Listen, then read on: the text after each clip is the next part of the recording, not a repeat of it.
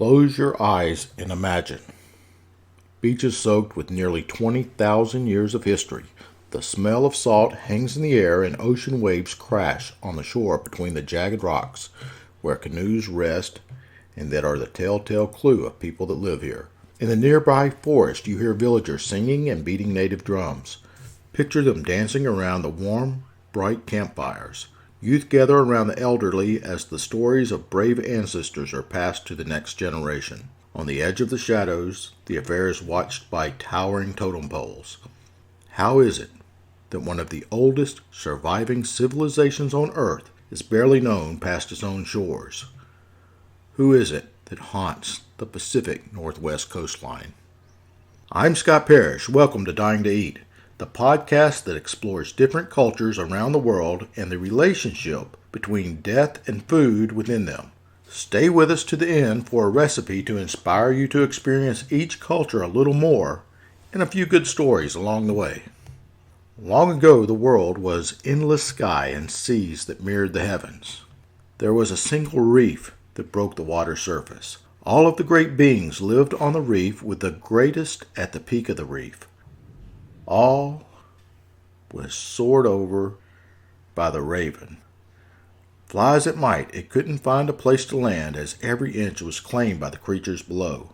The raven grew bored of seeing nothing except water, and his wings grew tired, so he decided to visit the clouds. When he arrived, he found a great city.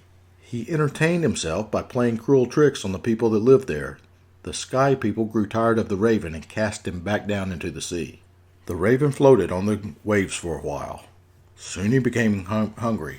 He spied 2 stones at the bottom of the ocean, so he dived down and he scooped them up with his beak. He bit a chunk from each and fused them together with his great powers. He cast the newly formed stone back into the ocean, and it began to grow. As the rock grew past the surface of the water, trees, bushes, and grass began to grow on it. Now there were beautiful forests with plenty to eat, and when the raven had his fill, he laid on his back on the beach to relax. He began to feel lonely when he heard a sound nearby. He investigated and learned that the noise emanated from a great clamshell nearby. Curious, he decided to see what the singing was coming from. His confident, beautiful voice, he thought, would draw it out. And he was right. Small, flightless, 2-legged creatures began to leave the shell and to listen more closely to the raven's song. Although he was a trickster and was known to sometimes be foolish and cruel, the raven felt responsible for the new creatures. He decided that he wanted to protect and shelter them. Unsurprisingly, he became bored after a while with the humans and considered putting them back in the shell. Instead, he took pity on them and resolved to help them until they could fend for themselves. He stole fire and fresh water from another great being. He stole the moon and the sun and the stars from their guardian, which he hung in the sky. He taught them to catch delicious fish, and he watched over them. This is the story of the Haida tribe of North America, or one version of it. It's the story of how their homeland was created. While most iterations were filled with humor and drama, what scientists have uncovered may be even more interesting. 13,000 so years ago, there was an ice age, and it was close to being over. The waters off the coast of North America receded and created land bridges that expanded and connected small islands that dotted the area. Whenever I talk about a subject like this, it reminds me of when I lived in Alaska. We are actually discussing one of the same areas that I've traveled. Even today, those areas are wild. They're filled with forest and fields, clear springs, and these majestic mountains. Definitely worth a visit if you ever get the chance. Now wait a minute, back to the story. This specific area that I'm telling you about today is known as and I believe that I'm pronouncing this right, Hecate Strait. And it's connected to a collection of islands called Haida.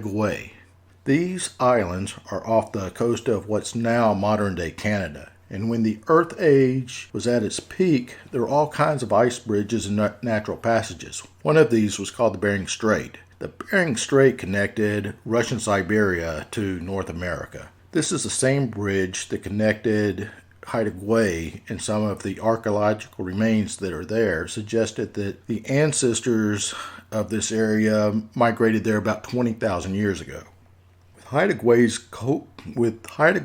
cool, damp climate, the island became this home to rainforests filled with ancient trees like giant red cedars, spruces, and western hemlocks. Some of the oldest and largest trees in the world still exist there, and it's all because there's not been wide-scale mining. There's not been wide-scale logging like there has been in a lot of other places. The canopy of this great forest formed a shelter that nurtured the growth of many different flowers and shrubs, which have been medicinal in value. Haida have used them for millennia to treat disease and wounds. They also harvested some of these huge trees to make canoes. Because of the size and the durability of the trees that were used to make the canoes, the Haida were able to navigate waters with a greater ease than any of the other natives in the area. This meant that the Haida developed trade far faster and far better than a lot of the other tribes in their areas, and they became very feared as being fierce fighters. They moved lightning quick in their enemy villages, and their abilities in these areas are compared sometimes to the Vikings in the Old World. By the way, I have a lot to tell you about Vikings, so make sure to look for that episode too. So south of Haida Gwa, in the San Juan Islands of Puget Sound, the Lumi tribe tells stories of a haunted island by the same name. According to this legend, the Lumi tribe never actually lived on Lumi Island for fear of ghostly figures that were impossibly quick and moved through the fog without a sound. If you have ever visited this area south of Vancouver, British Columbia, you'll understand when you see the mist for yourself. This fog, it gets so thick that you're blinded. It's like having a thick blanket over you or something. From personal experience, eerie is the best word I can come up with. The canoes of the Haida were big enough to carry 50 or so soldiers that all rowed in sync. And I can imagine the fear that they inspired. Death might even been more welcome than being captured, because those that were captured were often either ransomed or forced into slavery. And the Haida, they're not known as wasteful people. Their weapons were multi-purpose as well. In hand-to-hand combat, they tended to use the same daggers that they used in everyday hunting and foraging. One historical account tells about a medicine man that used this dagger to pin up his hair. When he was ready to fight, he would pull it out and his hair would cascade down around his shoulders. And one of the most infamous weapons in early Haida arsenal were also the canoe breakers. These were basically two heavy stones that were tied together with ropes made out of cedar bark. Each stone weighed about 50 pounds. Now, side note, we have some followers over in Greece and Great Britain. For you guys on the metric system, that's about 23 kilos. These canoe breakers would be thrown into the enemy canoes, which didn't stand a chance against them. When the breakers would be pulled back by the thrower by the rope, and then they'd be reused again. The Haida would go into battle in this armor made of bark that was really lightweight but very tough. It was tough enough that arrows couldn't pierce it, and later, when there were invading Europeans, the Europeans learned pretty quick that even a bullet couldn't penetrate the bark armor at point-blank range. Due to the frequent wars that they had, Haida had a lot of fortified sites as well.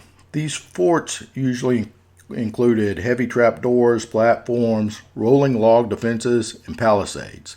A palisade is a wall or a fence that's made out of logs used for self-defense. So if you have this mental picture of an Old West outpost or a stockade, then you have an idea of what a palisade is. The platforms I mentioned a minute ago, they were used to roll boulders down on attackers. Considering how difficult the waters of the strait are that surround the island, that was a barrier into itself. Unfortunately, no matter how great the Haida were at being warriors, they couldn't protect themselves against smallpox. When the Western world made contact in the 1800s, 90% of the population was wiped out by the disease. It marked an era that Haida have truly never recovered. While Haida are known for their interactions with other tribes and the Europeans, the relationship among their own people is possibly even more intriguing. The Haida live in villages like most Native Americans. They are further grouped into what are called moieties. These moieties are basically extended family. So you can compare them to, say, an English monarchy or the clans of feudal Japan. Traditionally, there are two, the eagle and the raven. Unlike the English monarchy among the same clan, marriage among the same clan isn't allowed. The Haida are matrilineal, which means you belong to the clan that your mom does. Each group has different resources like hunting or fishing spots and lodges. They also have their own particular myths, dances, and songs, and all of those are passed down from one generation to another. Moieties remain an important part of the Haida social structure, though with the creation of Canada's mandatory residential schools, the traditional Haida family has become more decentralized, and they're more like what a nuclear family looks like now. While not a modern practice, when a young person used to hit puberty, the tradition was for the child to go on a vision quest. That meant leaving the village and wandering through the woods for a few days. A successful vision quest meant finding a spirit guide, whose job was basically like a life coach. Your spirit ghost was supposed to give you advice through life, unsolicited. I think my spirit guide's my brother Chris. Just kidding. So, when the child returns to the village, they throw a big party. People wear masks and they paint their faces, and they listen to the kid's story. When those stories are most unique, the storytellers are often foretold to be leaders in the community. I kind of feel like that's how we choose our leaders in the States now. Tell me a big story. Get elected president. I don't know. Biggest part of Haida politics is potlatch. Potlatches are usually depicted as some kind of a religious ceremony or pre-game warm-up for a battle. It's actually a lot more complicated than that. To boil it down, a potlatch is a social forum to set tribal policy. One of the most pure forms of democracy. During this meeting, the community, they discuss and decide everything that moves the group forward. This could be major issues like how to divide resources, or they could really even be minor ones like settling squabbles within families. Sometimes other tribes are invited to potlatches so that it's a forum to discuss disputes and trade. Good communication and goodwill is imperative when you consider they are living in a place where a fire or a raid or some other disaster could wipe out your village at any time. Speaking of goodwill, it was a tradition of the Haida to pay tribute and show goodwill to their allies. The two most common tokens were copper and slaves. Being that potlatches involved such important topics, the meetings took a lot of planning. Up to a year before meeting, the chief would have a feast with his council and they'd make a plan. If the two leaders couldn't meet in person for whatever reason, the inviting chief would quietly send gifts over to the wealthier members of the other tribe. Then those people would respond in kind with greater gifts. You see, in that culture, it's bad form for you to ever ask for something without offering something back. Actually, that sounds like a pretty good life lesson to me. I don't know. So, now consider this. There's no harsh words or violence at the potlatches. Rivals would compete through displays of wealth. These displays of wealth were a way of, it's like building street cred. And for some reason, if the loser would diminish in political value, or political power, I guess. And for some reason, the general Canadian opinion decided that potlatches were sinful in the 1800s.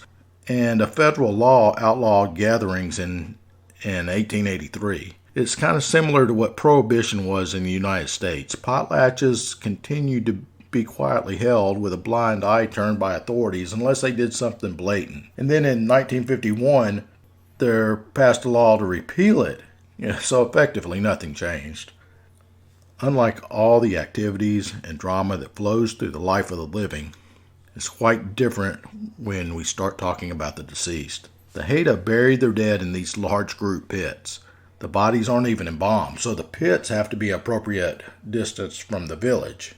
These burial pits were generally for the average villager, but even after a couple of hundred years, or I should say after a couple of hundred years of Christian influence, current burial is really more like, what we do here in the West. More influential tribe members, now, we're talking the shaman, the chief, and the warriors. They received a different burial to show respect for their position. Their bones were crushed with clubs, and they were put in these small wooden boxes. The box was then placed on top of a totem pole in front of their longhouse.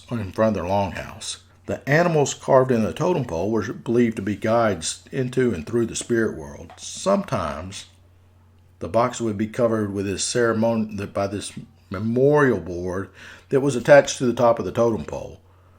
On the board would be painted a crest, and these memorial poles, they were carved and they were known based on where they were placed. So a freestanding memorial pole would be in front of a house. A house frontal would exist as part of the front exterior of the house, and the carved interior were internal roof beams. Each told the story of the family and showed either the raven or the eagle that exemplified that line of ancestry. Sometimes shamans wouldn't even be buried at all. Small grave houses were built in their honor, and the deceased holy man would be seated in the house on this lone chair, knees to chin. I kind of picture Rodin's statue, The Thinker. You know what I'm talking about? So burial was usually the end of Haida burial ceremonies, though it really wasn't the end of feasting. And since they didn't have this huge funeral feast, I'm going to tell you about potlatch feast instead. In preparation for the event, the hunters would amass as many seals, sea lions, salmon, cod, halibut, oysters, clams, crabs, deer, elk, everything they could kill. Eggs, goat's milk, nuts, berries, and mushrooms were always gathered, and if it was in season, caviar would be collected from the streams. Now they'd pound that into a paste and add it to some berries, and they'd cook it into a cake. Roasted vegetables were seasoned with salmon oil. Speaking of salmon, that's this week's recipe. The Haida culture is amazing to me, and as it's my norm, I dove into the food that surrounds them, literally. The vegetables they harvest, the fish that they catch, the animals they hunt. The Haida are a center of this ever-moving horn of plenty. When they killed a lot of meat like that, when they killed a lot of animals, sometimes the meat would be roasted and used during potlatches, and the rest of the time, or let's call it the other half, it would be added to smokehouses so that it would be available during leaner times. You see, the Haida weren't farmers, but you know what? They didn't have to be. Herbs and vegetables grew wild, and they grew plentifully. All of this said, they do, even to today though, remain prolific fishermen. This connection to the land really holds my fascination. There's just no two ways about it. For this reason, I chose a recipe. While it's time consuming, it can be replicated fairly easily. I think it represents and shows reverence to Haida.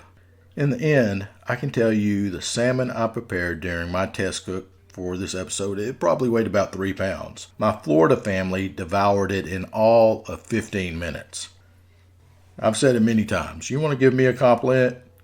Give me back an empty plate. Today, I'm going to tell you how to smoke salmon, and it's surprisingly simple if you've never done it. In fact, today is a twofer. Complementing the salmon, I'm going to teach you how to make sweet potato fritters. Now you may ask, Scott, did Haida natives really make sweet potato fritters? Maybe not, though potatoes did grow in that area of the country. Regardless, you should already know if you're a subscriber that I like to add my own flair. Still, as usual, this is a recipe that I've tried to develop so cooks of all levels could participate. For the smoked salmon, the grocery list is pretty short. Pick out a salmon fillet about 3 to 5 pounds. That's pretty common in grocery stores here in the U.S. You need half a gallon of cold water. Normally what I do is I just put a pitcher of cold water in the fridge until I'm ready to use it. You'll need 2 cups of brown sugar, 2/3 cup kosher salt, enough olive oil to coat your fish, and a half cup honey. Make sure you have a non-metallic container big enough to hold the fish without having to fold the fillet. In a large bowl, mix your water, sugar, and salt. Together, stir it until it's well incorporated. Sugar, that'll melt really easily. The salt, it may take some more stirring. So if you get stuck on the salt, I want you to use this advanced technique called, what the hell, just move on. Okay, so Pour enough of your brine to cover the bottom of your container. Then place your fish skin side up and cover with the remaining brine. Place your brined fish in the fridge for at least 10 hours. And if you want to go overnight, that's fine too. When you remove the fish from the refrigerator the next day, take it out of the brine and lay it on a clean countertop. And then blot with a towel until you get as much liquid off the meat as you can. Many people know and herald me for my barbecue. I am a Kansas City barbecue judge, and I am a member of the world-famous cotton picking porkers. Hey guys, hope you enjoy this shout out. The point here is that to smoke a salmon, you need good smoke. If you own one of those popular smokers that are sold today, great. There's some fantastic ones out there. If not, and you're using your backyard grill, we still got this covered. I suggest that you use a wood charcoal mix. And my favorite woods for this would probably be peach, cherry, and apple. So get your fire going using your charcoal at one end of your grill. So follow what I'm saying. When you cook your fish, it's not going to be over direct fire. After your charcoal gets to that hot coal stage, throw a little wood on the top, and you should have smoke right then. Place your fish skin side down and close the top. What you're looking for temperature-wise is to hold about 150 degrees Fahrenheit, or I'm trying to keep up with you guys over in Europe, 65 degrees Celsius. Man, I'm learning a lot of math there. I don't know if I can keep up with that or not. Okay, so once everything is cooking, it's time to move on to the fritters. As far as your salmon goes, once an hour, you can baste it with honey. If you need a little bit more smoke, you can throw on some more wood. But there's no reason to go over there and open the front of the grill or the smoker, because remember, if you're looking, you're not cooking. So let your fish smoke for about 4.5 hours. If you're looking at internal temp for you more advanced cooks, we're looking for about 165 degrees Fahrenheit. So let's move on to the sweet potato fritters. You need 2 pounds of peeled sweet potatoes, 1 medium onion, 3 cloves of fresh garlic, 3 eggs, a tablespoon of smoked paprika, a tablespoon of salt, half a tablespoon of black pepper, 12 ounces of sour cream, plenty of olive oil, and some chopped chives. Now comes the work. Grate your potatoes and your onion. Chop your garlic into a fine paste or run it through a garlic press. Now, stick with me here. Place all 3 ingredients in a clean kitchen towel and work in sections if you want. Just do a little bit at a time. You're going to twist this towel as tightly as you can to remove as much liquid as possible. I know that sounds crazy, but it works. All right, so combine your freshly dried ingredients, your eggs, your paprika, salt and pepper, all into a large bowl and mix it well. Then fill a pan with olive oil about 1/2 inch thick and get it up to a medium-high heat.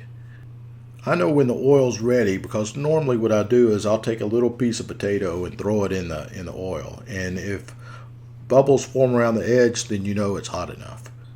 Now, systematically, pat out your fritters about 1 inch thick and about 4 inches in diameter. Place them in the hot oil and cook for 3 minutes or maybe 4, and then flip them over. Now, as you need more oil, just add a little bit more. And once they're cooked, place them on a plate so that they'll drain over on the side. When you're ready to assemble each fritter, then take some salmon, place it on top of the fritter, top that with sour cream, and then sprinkle with chives. It's absolutely delicious, and let me tell you, this dish will fit into a formal dinner party or a family weekend at home.